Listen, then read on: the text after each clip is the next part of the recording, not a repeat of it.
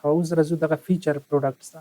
فیچر پروډکټس کې هغه پروډکټ چې مثلا ښه فروشات لري، زموږ سټور کې کسټمر زیات خریداري کوي، هغه دلته ښکاري. صحیح شوله؟ نو کولی شو دلته خو د دې نه مخکې موږ تاسو یو کلیکشن برخه هم کولی شو اضافه کلیکشن.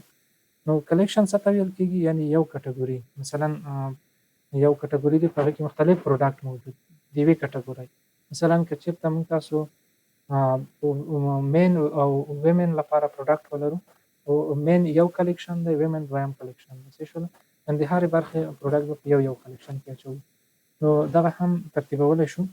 زه راځمه د دلته یو کلیکشن اضافه کوم. صحیح ده؟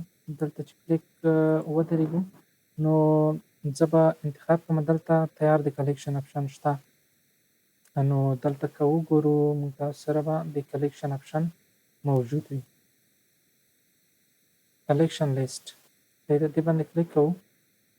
نو کله دلته وګورئ دغه کلیکشن دی. صحیح شوله؟ اوس دغه موږ تاسو تغیرات هم پکې کلیکشن که وغواړو بیخي د منځه یوسو، ښه خبره ده.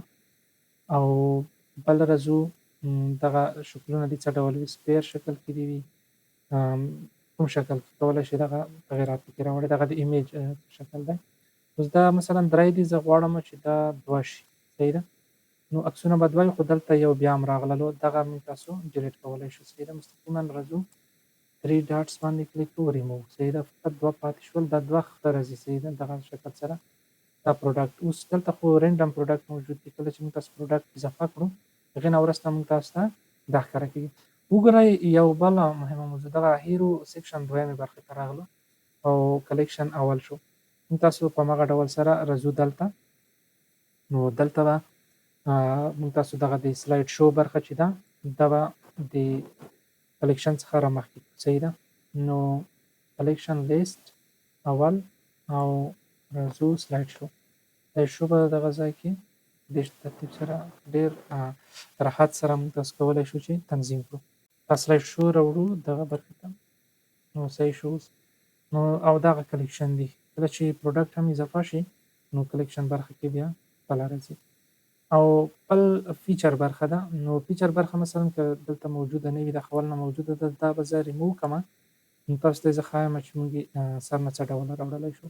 کله چې دلته راشو دغې برخه باندې به اډ سیکشن ټو فوټر، اډ سیکشن ټو ټیمپلیټ باندې به تاسو کلیک وکړئ.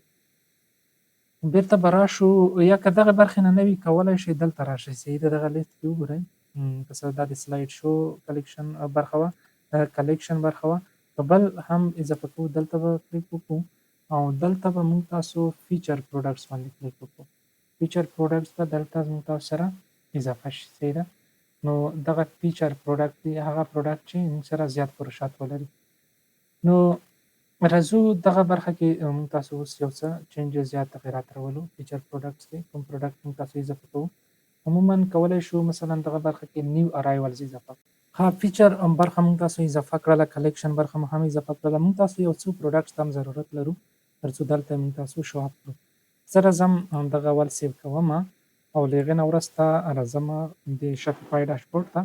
راځو پروډکټس ته او په پروډکټس کې کلیکشن ځانته برخه ده، انوینټري. خو موږ تاسو دغه پروډکټس باندې چې کلیک وکړو، دلته به موږ تاسو ته اډ نیو پروډکټس برخه راشي. کولی شو چې اډ پروډکټ دې باندې کلیک وکړو. کله مو چې کلیک وکړلو نو کولی شو دلته مستقیما پروډکټ اضافه کړو. صحیح ده؟ دغه د پروډکټ د اډ کولو برخه ده. نو درنو دوستانو، موږ تاسو خپل سټور ته مختلفې برخې اضافه کړلې، ټولو برخو باندې موږ کار وکړلو.